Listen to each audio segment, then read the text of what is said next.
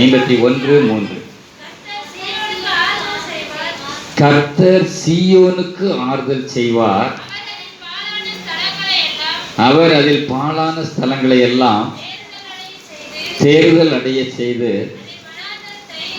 அதன் வனாந்தரத்தை ஏதேனை போலவும் அதன் அவாந்திர வெளியை கர்த்தரின் தோட்டத்தை போல மாற்றுவார். ஆமென் சொல்லுங்க. அல்லேலூயா, அல்லேலூயா. யாரெல்லாம் மனப்பூர்வமா ஆண்டவருக்கு பழைய வருடத்தில் பெற்றுக்கொண்ட நன்மைகளுக்காக ஸ்தோத்திரங்களை சொன்னீங்களோ அத்தனை பேருக்கும் இந்த ஒரு ஆசீர்வாதத்தை கர்த்தர் இந்த 24வது ஆண்டில் கொடுப்பார். 23 ஒருவேளை ஒரு வனாந்தரத்தை போல உங்களுடைய வாழ்க்கை வந்திருக்கலாம். எந்த ஒரு எதிர்பார்ப்பும் இல்லாமல் நீங்கள் கடந்து வந்திருக்கலாம். ஆனால் இந்த 24வது ஆண்டில் ஆண்டவர் சொல்லுகிறார், சீயோனுக்கு கர்த்தர் என்ன செய்வாராம்? ஆறுதலை கொடுப்பாராம். ஆமென், அல்லேலூயா. சீயோன் என்றால் என்னன்னு தெரியுமா? சீயோனுக்கு கர்த்தர் ஆறுதலை கொடுப்பார் அப்படின்னா என்ன? சீயோன்னா என்ன? எருசலேம். சரி, இன்னும் கொஞ்சம் ஆழமாக நீங்கள் பார்த்தீங்கன்னா வேதத்தில் எழுதப்பட்டிருக்க வாசிங்க. சங்கீதம் 48வது சங்கீதம் 2வது வசனம் இப்படி சொல்லுகிறது. 48வது சங்கீதம்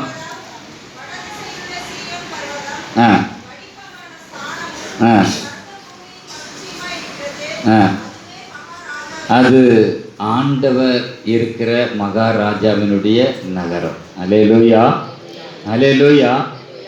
ஆண்டவர் எந்த இல்லத்திற்குள்ளாக இன்றைக்கு பிரவேசித்து இருக்கிறாரோ அவர்கள் அனைவருக்கும் தேவன் அந்த ஏதேன் தோட்டத்தினுடைய செழிப்பை நிச்சயமாகவே கொடுப்பார். ஆமென், அல்லேலூயா. சங்கீதம் 74:2 இப்படி சொல்லுகிறது, தேவன் வாசம் பண்ணுகிற இடம், தேவன் வாசம் பண்ணுகிற இடம் சீயோன். நம்முடைய இல்லம் எப்படி இருக்கணும்? சீயோனாக இருக்கணும். சீயோனா இருந்துன்னா நிச்சயமாக கர்த்தர் என்ன செய்வார்? ஆசீர்வதிப்பார். அந்த சீயோனுக்குள்ள இன்றைக்கு இந்த ஆலயத்தில் இருந்து ஆண்டவரை நம்ம என்ன செய்ய போகிறோம்? அழைச்சிட்டு போகிறோம். அந்த வீட்டை சீயோனா மாற்ற போகிறோம். அந்த சீயோனுக்குள்ளாக ஆண்டவரை நாம் என்ன செய்ய போகிறோம்? அழைத்து கொண்டு போகிறோம். யாத்திராகமம் 33வது அதிகாரம் 14 இருந்து 16 வசனம் வரைக்கும் வாசித்து பாருங்க.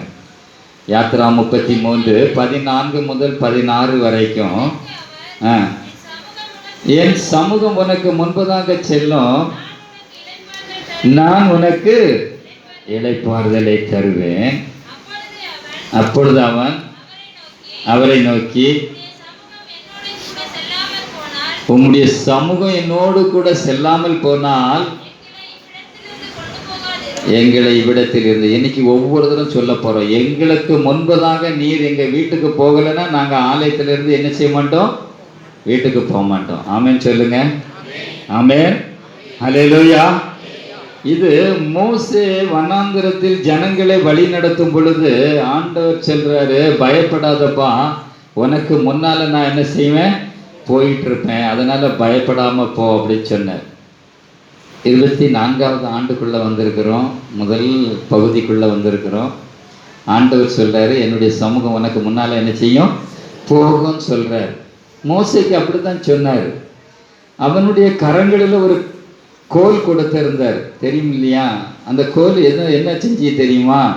அந்த கோல் செங்கடலை 2ஆ பிளந்தது. அதே கோல் சர்ப்பமாக மாறிச்சுது, பாம்பாக மாறிச்சுது. அதே கோல் தண்ணீரை ரத்தமாக மாற்றிச்சுது. அதே கோல் நிறைய வாதைகளை உண்டு பண்ணிச்சுது. அவ்வளோ வல்லமை உள்ள கோல் அவனுடைய கரங்களில் கர்த்தர் கொடுத்திருந்தாலும் அவன் சொல்றான், இந்த கோல் எனக்கு வேண்டாம், நீர் மட்டும்தான் எனக்கு என்ன செய்யணும்? வேணும். அல்லேலூயா. அப்போ சீயோனுக்குள்ள ஆண்டவரை அழைத்து கொண்டு போனோமானால், நம்முடைய இல்லத்திற்குள்ளாக ஆண்டவரை அழைத்து கொண்டு போனால் நம்முடைய இல்லம் எப்படி மாறுது? சீயோனாக மாற்றப்படுகிறது.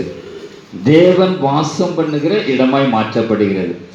தேவன் வாசம் பண்ணுகிற இடத்திற்கு ஆறுதலை கொடுக்கிற ஆண்டவராய் இருக்கிறார். ஆமென்.